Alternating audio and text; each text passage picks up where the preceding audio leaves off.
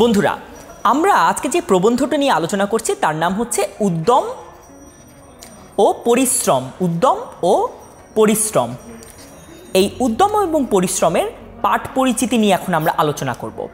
পাঠ পরিচিতি নিয়ে আলোচনা করতে গেলে প্রথমেই যে জিনিসটি আমাদের মাথায় আসে সেটি হচ্ছে এই প্রবন্ধটি কোথা থেকে নেওয়া হয়েছে। এই প্রবন্ধটি উন্নত জীবন নামক গ্রন্থর 10ম পরিচ্ছেদ থেকে নেওয়া হয়েছে। এই প্রবন্ধটিতে মূলত তিনটি জিনিস সম্পর্কে আমাদের নজর কাড়া হয়েছে, অর্থাৎ তিনটি জিনিস সম্পর্কে বিশেষত আলোচনা করা হয়েছে। 1, জীবনে সফল হওয়ার জন্য করণীয় কি।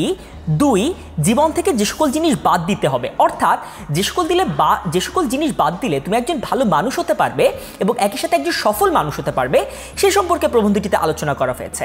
এবং 3, উদ্যম এবং পরিশ্রমের প্রয়োজনীয়তা, অর্থাৎ জীবনে যদি তোমার উদ্যম ও পরিশ্রম থাকে তাহলে তুমি জীবনে আসলে কিভাবে সফলতা অর্জন করতে পারবে সে সম্পর্কেও প্রবন্ধটিতে আলোচনা করা হয়েছে। অর্থাৎ পাঠ পরিচিতি অংশে প্রবন্ধটিতে কি কি নিয়ে আলোচনা করা হয়েছে সেটি আমরা জানলাম। সেটি কিনা তিনটি জিনিস: জীবনে সফল হওয়ার করণীয়, জীবন থেকে যেসব জিনিস বাদ দিতে হবে সেটি, এবং উদ্যম এবং পরিশ্রমের প্রয়োজনীয়তা, এই তিনটি জিনিস। এবং প্রবন্ধটি কোথা থেকে নেওয়া হয়েছে সেটিও আমরা জানলাম।